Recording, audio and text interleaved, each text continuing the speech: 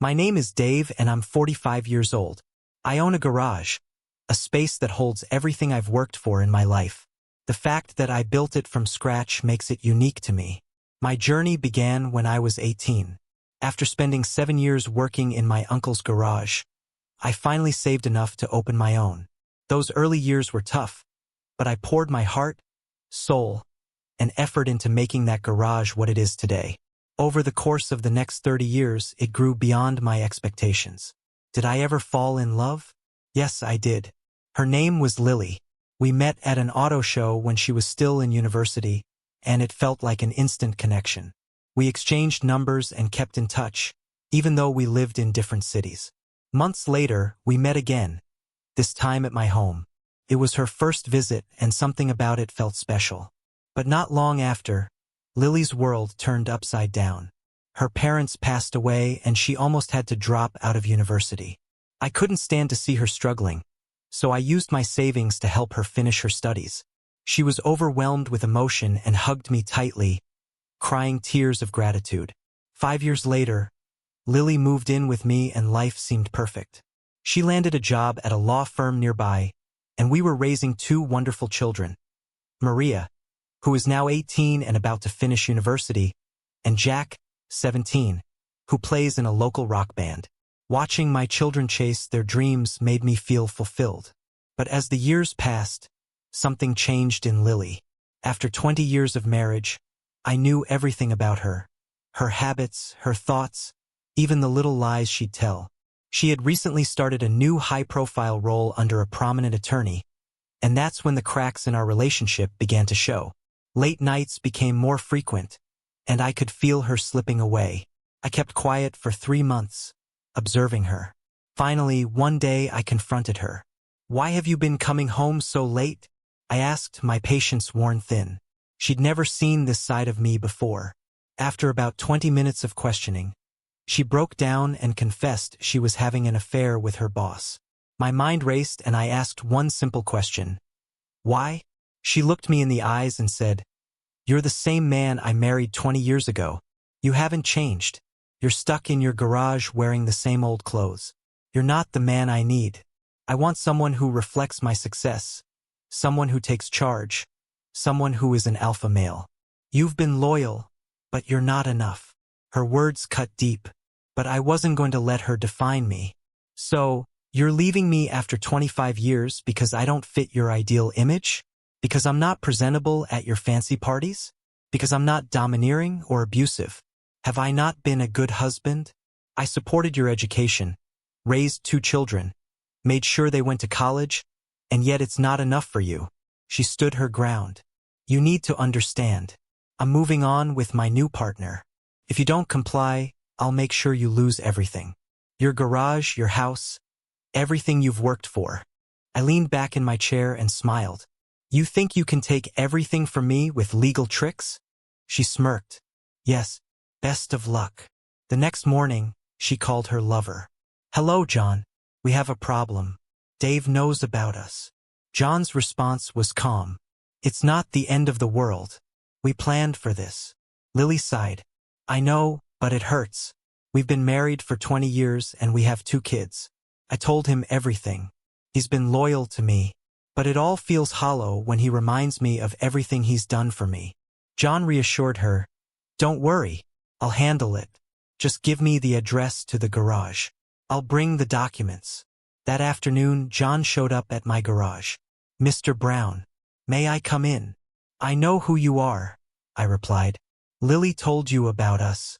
I'm her boss and I have a team of top attorneys. If you resist, we'll bury you in legal battles, divorce papers, restraining orders, everything. The garage you built will be seized." I chuckled. "You think you can intimidate me?" John smirked. "I've done it before." I stood up, towering over him. "Let me tell you something, John. I built this garage from the ground up. I worked my entire life to provide for my family. You can try to take everything from me, but there's one thing you'll never have, my soul. I've been unbroken for 45 years, and I'm not starting now." John faltered, then regained his composure.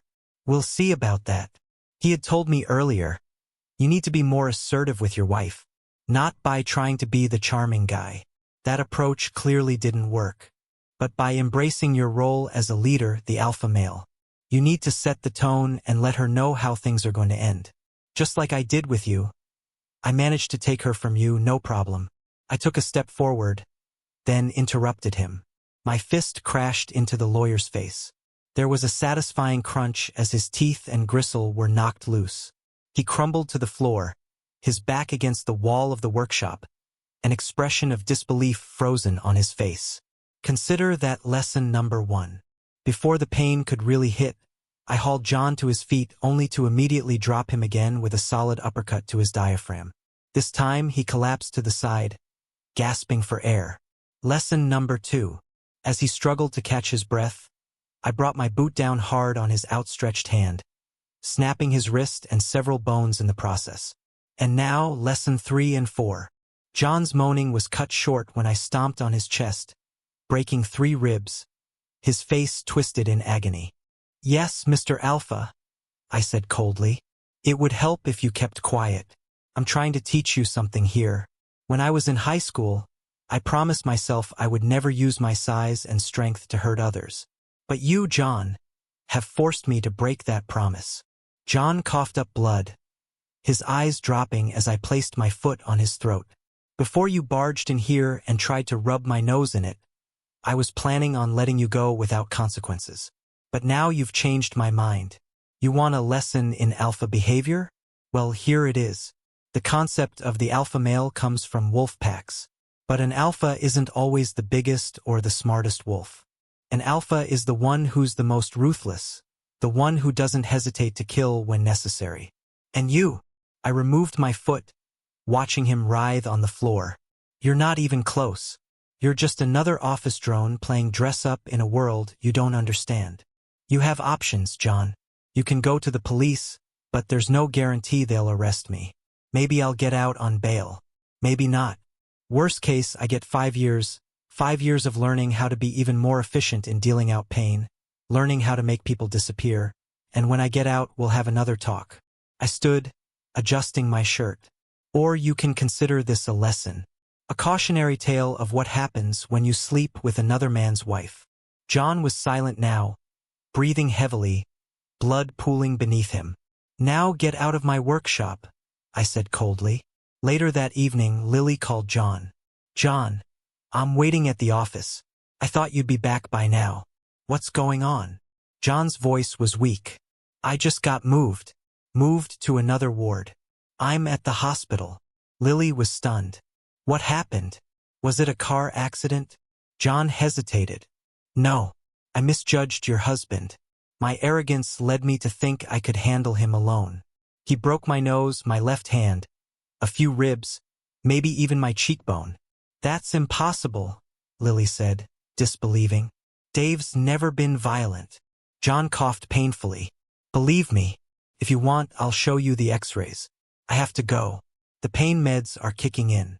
The next night, Lily found herself stranded on a deserted stretch of road. Her credit cards had been declined, her cash was gone, and her car had run out of fuel. Desperate, she scrolled through her contacts, but no one picked up. Not her children, no one. As dawn broke, a van pulled up beside her. She froze as I stepped out.